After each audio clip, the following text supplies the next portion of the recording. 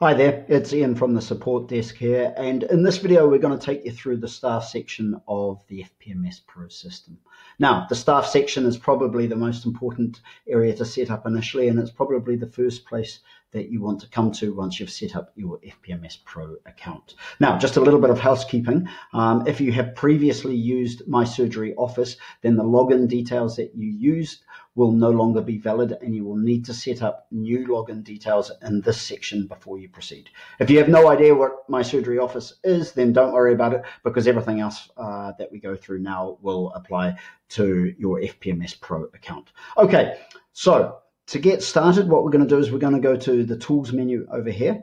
Let me get my glasses on so I can see. We're going to go into the Tools menu here, and we're going to go to the Staff section. Now, in this menu, there's a star next to Staff. That's simply because we've chosen to make it one of our favorites. If it's not favorited, if that's a word, favorited in your list, then it will simply appear alphabetically below. So you hit on Staff, and when you click on Staff, the following page will load. Now, when you load it up for the first time, it will be completely blank. This is one of our test sites, so there's obviously just some test data in there. Having a quick look around, you've got your Actions menu, your search box, your select options, and your edit buttons here. You've got the staff members down here with the applicable selection boxes here. So what you can do is you can click on each staff member.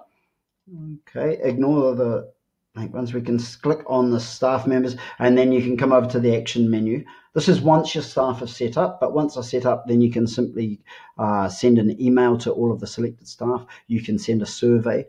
You can select all over here, or you can deselect all of them. Okay, so initially when we come, what we're going to do is we need to set up the manage categories. Now, the categories, if we click on this will load in a second. Everything runs a little bit slower when I'm recording video. So managing the categories. Categories are simply the groups. Now, you can see it here in this example. We've got doctors, nurses, practice management, secretaries, etc. You can set up anything that suits your practice. For example, you may want to have a group of receptionists. Now, this is handy when you're dealing with holidays. If you want to see if you want to group all of the holidays by a specific category. For example, show me all of the holidays that the receptionists are taking, and this will help you to ensure that you've got that you've never got a shortage of receptionists because they're all on holiday. There are a number of other aspects where the staff categories would come into, so we would encourage you to set up the categories first and then add the staff to the categories as you add them. To add a new category, you simply come along over to Actions here, and you say Create Category. Okay, then you put in the name, you press Save, and then you'll come back to this. We're going to head back to the staff home page here, and then we're going to look at now creating a new staff member as soon as it loads. It does take a little bit longer when I am recording this video. Here it comes. Okay, so to create a new staff member, we're going to go to Actions, Create Staff. Now, once this appears in front of you, a lot of it's self-explanatory. There are some critical bits of information. Let me move myself out of here and remove that. So there are some critical bits of information which we're just about to cover, but most of this is self-explanatory. First name, last name, user level, can login, editor, password, and an email address. Those are the critical bits that you must enter in order to save this new staff member. So on email address first, staff members must have an email address. If they don't have a work email address, then you'll need to use a personal email address. If you don't want to use a personal email address, then drop the support desk an email and we'll point you in the right direction. The reason why you have to have an email associated with the staff member is that there's a lot of functionality within FPMS Pro which requires an email. For example, if you set up a conversation or a to-do list, you assign it to the individual and then the individual gets a reminder, then that reminder will be emailed to them. Okay, so you do have to have an email.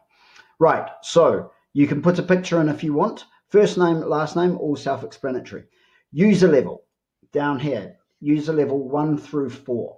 Let's start with 4. Level 4 is admin access, has access to absolutely everything. Levels 1, 2, and 3 are set further in the configuration by yourself. It's something that is specific to the practice, and you can set it up how you require. To give you an example, a level 1 user may have access to the calendar, to the to-dos, and to the holiday planner, but not to the equipment monitor, the drug manager, or the document manager. Just as a random example, you can set it up how you please, and just depending on what your practice needs are. However, what we would advise is don't set everyone to level 4 admin, especially when you're getting getting started. Set them to the lowest level that they need and then bump them up as required. Now, setting in a password here, you need to put in a password and you need to confirm the password. You will need to communicate this password to the individual staff members. So what we would suggest is first initial, surname, and then the number 1. The staff can then come in here and change their password, or an admin can come in here and change the passwords as well for different users. Now, that's important if, say, a user has forgotten their password and they need instant access, then just an admin can come in and change their password.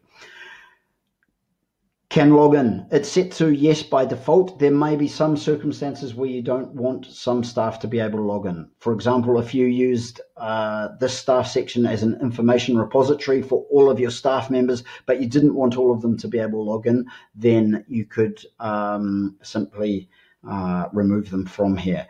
Another example, if you had locum staff that maybe came in on a temporary basis, you could set them up, and then when they left, you maybe didn't want to remove them from the system, so you just simply untick the system to stop them from logging in, and then if they ever come back to the practice, then you can tick them again and give them access. Editor, again, self-explanatory.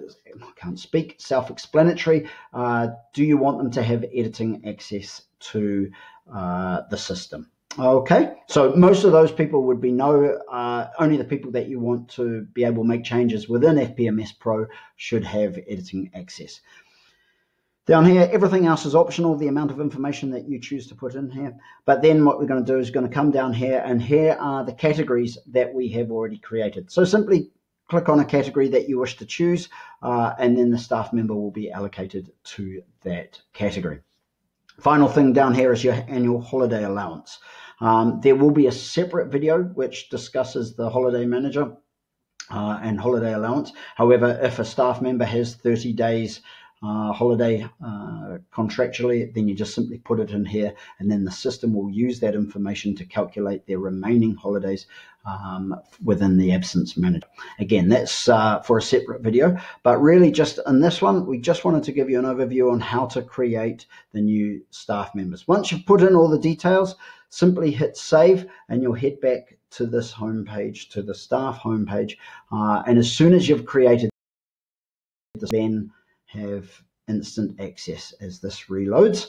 Now, obviously, we didn't create a staff member there. Had we created a staff member, they would be in this list. If you then want to, as I said at the beginning, if you then want to email certain users, then you can select them and you can come over here if you want to send them a survey or if you want to send them an email. Super handy.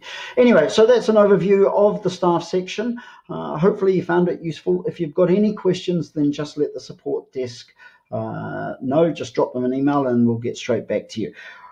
The one thing is that we'd encourage you to have a play.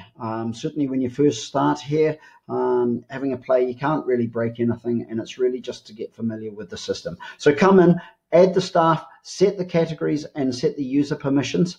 There will be a separate video on user permissions, but for now, thanks very much for watching, and good luck setting up all the staff. If you need any help, just let us know. Thanks very much.